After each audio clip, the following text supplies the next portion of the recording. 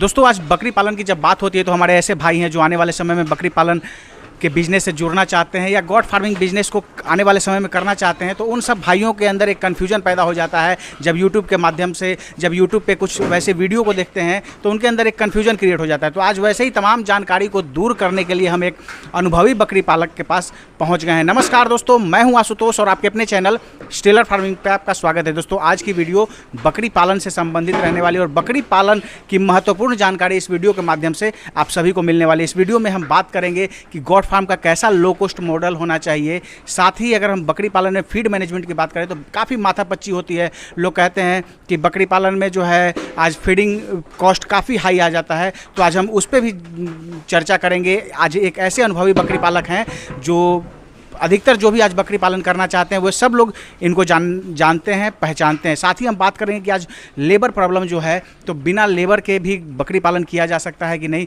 साथ ही हम जानेंगे कि अगर 20 बकरी से गॉट फार्मिंग बिजनेस की शुरुआत की जाए तो कितना खर्च आएगा, कहने का मतलब कितना इन्वेस्टमेंट इसमें आएगा, और जब वो बकरी पालन करते हैं तो आने वाले समय में कितना उसे रिटर्न बैक यानी मुनाफा मिलेगा। तो ऐसे तमाम महत्वपूर्ण जानकारी आगे वीडियो में मिलने वाली है। तो आइए दोस्तों देर न करते हुए वीडियो शुरू करते हैं।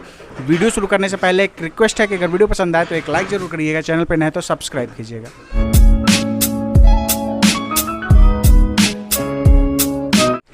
सर हमारे चैनल पे आपका स्वागत है।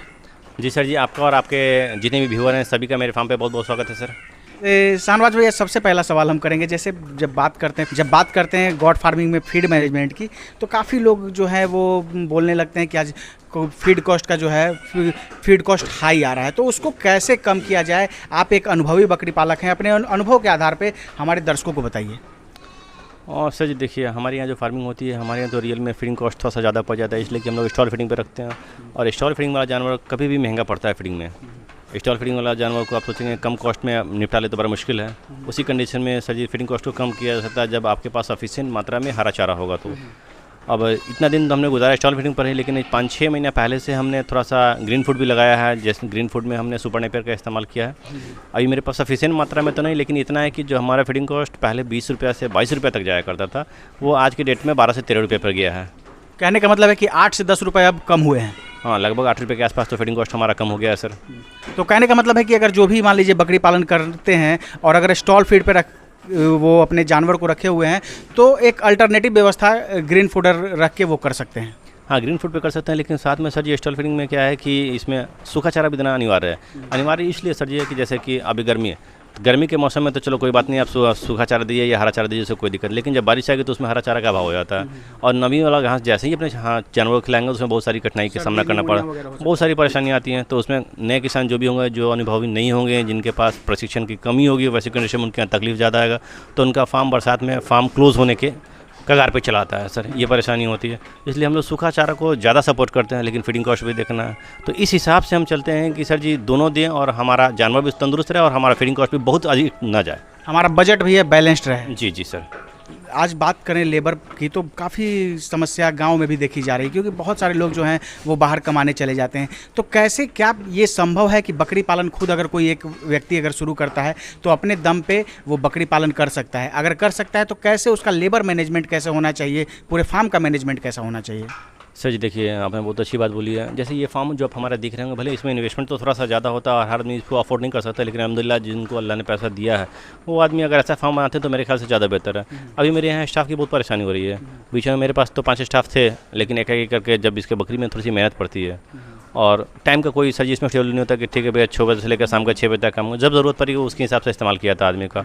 लेकिन कुछ परेशानियाँ आई जिसके कारण हमारे पास अभी फिलहाल में करंट में मेरे पास लेबर मात्र 2 हैं, लेकिन हम 2 भाई, एक हम और हमारे अमजद भाई छोटे भाई हैं। हम लोग ऊपर वाला 12 जो मेरा अपना पालन वाला 12 दोनों भाई हम लोग खुद मिलकर कर रहे हैं। इसमें किसी तरह कोई परेशानी आप देख रहे होंगे कि इसमें अंदर में झाड़ने की कोई व्यवस्था नहीं है सर जी। हल्का रफली झाड़ू मारेंगे तो सारा का सारा जितना भी बिट है, पेशाब तो ऐसे नीचे चला जाता है, जो भी बिट है वो भी 60 से 70% तो खुद से नीचे चला जाता है। रफली झाड़ू मारने के बाद सारे के सारे नीचे चले जाते हैं। दाना देने में कोई परेशानी नहीं होती कि सारे के सारे फीडर सबके बाहर लगे हुए हैं, बाहर से दाना दे दी, सारी बकरियाँ इजली खा रही हैं, किसी तरह की कोई परेशानी नहीं है। दाना पानी करने में मुश्किल से हमें लगता है कि आधा से पौन घंटा काफ़ी है। 200 बकरी को दाना पानी करने में आधा से पौन घंटा काफ़ी है, किसी तरह कोई परेशानी नहीं होती है सर। तो दोस्तों आप देख रहे हैं कि अभी शाहनवाज भाई ने बताया, और ऐसे हम नहीं कहेंगे कि आप ऐसे कंस्ट्रक्शन में ज़्यादा खर्च कीजिए, लेकिन जो व्यवस्था है यहाँ आप देख के उसका एक आइडिया लगा सकते हैं, और साथ ही जो है ऐसे करके आप एक मैनेजमेंट कर सकते हैं जिसमें आपको लेबर की ना के बराबर ज़रूरत पड़ेगी। अब बात करते हैं सर एक चीज़ और की, जैसे आज बकरी पालन की बात करें या किसी तरह के व्यवसाय की बात करें तो उसमें कहा जाता है कि हमेशा कम खर्च से शुरुआत करें। तो कहने का मतलब गोट फार्म का लो कॉस्ट मॉडल कैसा होना चाहिए वो बताइए। कहने का मतलब है कि इसमें कैसा कंस्ट्रक्शन पे उनको कितना खर्च करना है, कैसा बकरी का जो बाड़ा हो रहने वाला वो कैसा होना चाहिए, ऐसी तमाम महत्वपूर्ण जानकारी जो आपने अभी तक अपने अनुभव के आधार पर देखी है वो बताइए। सर देखिए, सबसे पहली बात कि हमें जो बकरियों को रखने के लिए शेड बनाना है, तो शेड में जैसे अब हम कुछ कहेंगे तो लोग ये कमेंट मारेंगे कि आपने जो इतना बड़ा शेड बनाया है, इतना पैसा खर्च किया, हमें कम बन होता है क्या कि हमने अपनी इतनी जानकारी हासिल की है कि अल्हम्दुलिल्लाह हम जाने कि हमारे यहाँ इंशाल्लाह अब हम बकरी में बैक तो नहीं करेंगे, जब तक हम जिंदा रहेंगे मेरे ख्याल से हम बकरी फार्म ही चलाएंगे और इसी से हमारे परिवार का पूरा भरण पोषण होगा, इसमें नो डाउट।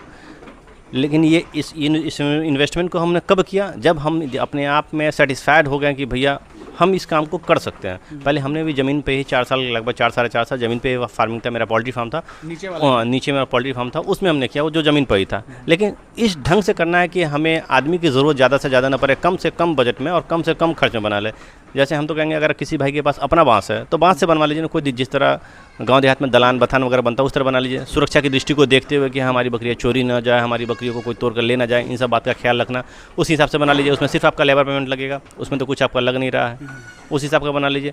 अगर आप उससे थोड़ा सा बेहतर जानना चाहते हैं तो पाइप और एस्बेस्टस से बना सकते हैं। इस तरह के उसमें भी बहुत ज़्यादा पैसा नहीं लगता, 10 बकरी के हमें लगता है कि 50 में बन जाएगा 10 बकरी के लिए सेट, उस तरह ही बना सकते हैं। बहुत अच्छा शेड बनाना है, 2-4 साल आप गुजारे नीचे में, जब देखें कि 100 बकरी पे चलेगा और हम बैक नहीं करेंगे, इस पोजीशन में आप क्या करें, इस तरह का शेड बना लें, ज़्यादा खुशहाल रहेंगे सर। तो दोस्तों जो अभी शाहनवाज भाई ने बताई, काफ़ी पते की बात बताई कि शुरुआत में आप जब कर रहे हो तो जैसा सर ने बताया कि बांस वगैरह का जो फट्टी होता है चचरी वगैरह पे, उस पर काम शुरुआत करें, और जब आपके यहाँ ब्रीडिंग बकरियाँ जो हैं वो बच्चे देने लगे और आपका फार्म जब धीरे धीरे आकार में बड़ा होने लगे तब आप जैसा कि सर ने बताया वैसे कर सकते हैं। अब एक चीज़ महत्वपूर्ण सवाल आता है कि जो हमारे नए भाई हैं जो बकरी पालन के बिज़नेस में इंटरेस्टेड हैं, गोट फार्मिंग बिजनेस में इंटरेस्टेड हैं और वो करना चाहते हैं, तो वो उनके अंदर एक सवाल आता है कि भाई कितना खर्च लगेगा। तो एक शाहनवाज भाई बात करें कि एक औसत आइडिया जो है वो बताइए कि अगर कोई 20 बकरी से बकरी पालन के बिजनेस को शुरू करे तो कितना खर्च आएगा, और जब वो खर्च करेगा तो वो जानना चाहेगा कि कितना रिटर्न बैक आएगा, मतलब कितना मुनाफा आ सकता है। तो एक चीज़ों को थोड़ा सा एक्सप्लोर करके बताइए। सर जी देखिए, अगर पालने की बात आती है और ख़ास कर स्पेशली बकरी पालने की बात जब आती है तो हम तो ये कहेंगे कि सर जी बकरी पालें, बकरी में बरबड़ी पालें। बरबड़ी से बेहतर कोई ब्रीड नहीं, ब्रीड तो ढेर सारी हैं लेकिन बरबड़ी में हमें लगता है कि नहीं ये सेटिस्फैक्ट्री है, ब्रीड है और इसको पालन किया जा सकता है।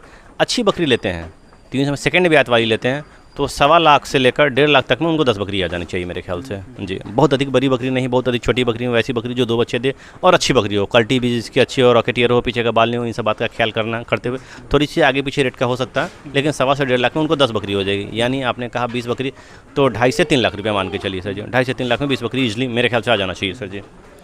और रही बात की ये तो इन्वेस्टमेंट हो गया, पर डे हमारा इन्वेस्टमेंट अबाउट हमने 12 से 15 रुपये भी, अगर 15 रुपये भी खर्च करते हैं तो 15 या 45 यानी 450 रुपये महीना होता है, हम उसको 500 रुपये लेते हैं सर जी। एक साल में 12×5 60 6,000 रुपये एक बकरी हमारी खाती है, और एक साल में बकरी जो बच्चा देगी 2 दूनी 4 बच्चे आते हैं, 3 बच्चे तो नहीं टूटने वाले हैं सर जी। हम जानते हैं कि इस वीडियो पे कमेंट भी बहुत सारा आएगा, इसलिए उस हिसाब से बता रहे हैं, हकीकत तो कुछ और होती है लेकिन लोग को बोलने के लिए कुछ भी बोला जा सकता है। हम जो प्रैक्टिकली अपने यहाँ कर रहे हैं 3 बच्चे नहीं टूटने वाले, 3 बच्चे भी अगर हमारे यहाँ 6 महीने के बच्चे कितना भी कम बिकेगा सर जी, बहुत कम बिकेगा। 6 महीने का बच्चा ना सर जी 8,000 से नीचे में तो नहीं। हम लोग के यहाँ अगर टॉप क्वालिटी का जैसे ब्रीड हमारे यहाँ देख रहे हैं कि हमारे यहाँ ब्रीड अच्छी है तो हम लोग तो अपने यहाँ 10,000 के बेच लेते हैं, लेकिन लोग का ये भी कमेंट होता है भैया आप ही 10,000 में बेच सकते हो, दूसरा बंदा नहीं बेच सकते, तो भैया आप 8,000 में बेच सकते हो कि नहीं। तो 8 या 24,000 हुआ, 24,000 में से 6,000 निकाल देंगे फिर भी कितना बचा, 18,000 रुपये तक बकरी आपको कमा के दे सकते हैं। लेकिन इस 18,000 को भी हम कम कर सकते हैं, ये 18,000 को भी बढ़ा सकते हैं जब हमारा फीडिंग मैनेजमेंट जो होगा उसको थोड़ा सा और डाउनफॉल करेंगे। जैसे ग्रीन फूड अपने खेत में आप ज़्यादा लगा लेते हैं, जो हम 6 महीने बच्चा बेच रहे हैं आप 8 महीने 9 महीने 10 महीने बेचें, 12 महीने बेचें, कुर्बानी के समय बेचें। कुर्बानी के समय में सिर्फ 15,000 से नीचे में एक बच्चा नहीं बिकता, तो 15 का 60,000 रुपये होता है। ठीक है, हमारा 4 बच्चों को पालने में भी खर्च पड़ता है, वो भी सारा खर्च बच काटने के बाद भी 20 से 25,000 ऑन एवरेज हमारी नहीं टूटती एक बकरी पे। अगर 20,000 भी सर जी एक बकरी कमा के देती है तो 20 बकरी 2 दूनी 4 लाख रुपया तो सालाना कमा के दे रही है ना सर जी। क्या कमी है सर जी? एक सिंपल परिवार 4 लाख रुपया महीना सर जी आसान नहीं है सर जी कमाना। किसी भी बिजनेस को करेंगे सर 4 लाख रुपया सालाना घर बैठे कमा सकते हैं, क्या परेशानी, लेकिन करने वाला बंदा होना चाहिए सर। बिल्कुल। दोस्तों, तो अभी आपने देखा कि शाहनवाज भाई कितने अच्छे से चीज़ों को एक्सप्लोर करके और जो एक फैक्ट जो होता है वो फैक्ट के आधार पे इन्होंने बात करी, और ये जो जितने भी खर्च वगैरह इन्होंने बताया वो मिनिमम करके बताया है, ताकि बहुत सारे लोग जो हैं इसको एक्सेग्रेट करके सोचते हैं और कमेंट वगैरह करने लगते हैं। मेरा आखिरी सवाल, बहुत सारे लोग जो हैं आपको देश के अंदर से तो देख ही रहे हैं, बहुत सारे ऐसे हमारे भाई हैं जो किसी मजबूरी बस दूसरे देश में जाके रह रहे हैं और उनकी भी भविष्य में बकरी पालन करने की योजना है। उन सभी भाइयों के लिए एक बकरी पालन से संबंधित एक मैसेज दे दीजिए। सर जी, हमारे यहाँ तो बहुत सारे लोग अदर फॉरेन कंट्री से भी हमारे यहाँ फ़ोन आते हैं, जो लोग वहाँ पर परेशान आफ्टर कोरोना के बाद से उनकी भी वहाँ जो जॉब लगी है या जो सैलरी है, बहुत सारी परेशानी का वो सामना करना पड़ रहा है उनको। अब वो सोच रहे हैं कि वहाँ से यहाँ आने के बाद अपने बिजनेस को कन्वर्ट करना इस रूप में चाह रहे हैं कि भैया बकरी पालन करें। बहुत सारे लोग हमारे यहाँ से बकरी ले भी गए हैं, बहुत सारे लोग जो अपने घर पे फार्म बना चुके हैं और अब वहाँ से आने वाले हैं। आने के बाद मेरी तो यही शुभकामना है कि वो आएँ और जहाँ तक होगी हमारी मदद उनके लिए रहेगी, जैसे बकरी के खरीदारी के मामले में, बकरी की जानकारी के मामले में, बकरी खरीदने के बाद भी खुदा ना खास्ते किसी तरह कोई परेशानी आती है, बेहिचक सुबह से शाम तक में, मतलब सुबह 7 बजे से लेकर रात के 10 बजे तक हमसे कंसल्ट कर सकते हैं। जो मेरी जानकारी होगी यथासंभव हम प्रयास ये करेंगे उन तक पहुँच सके सर, और किसी तरह की उनको परेशानी ना आवे सर। बहुत बहुत धन्यवाद शाहनवाज भाई समय देने के लिए और इतनी महत्वपूर्ण जानकारी देने के लिए। जी धन्यवाद सर जी। दोस्तों, ये थे शाहनवाज भाई, उन्नत गोट फार्म मुजफ्फरपुर के अंदर इनका फार्म है, और भारत के सभी लोग जितने भी बकरी पालन व्यवसाय से जुड़े हुए हैं वो सभी लोग इनको जानते होंगे। स्क्रीन पे शाहनवाज भाई का मैं नंबर दे दूंगा, डिस्क्रिप्शन बॉक्स में पूरे पते के साथ इनका मोबाइल नंबर दिया गया है।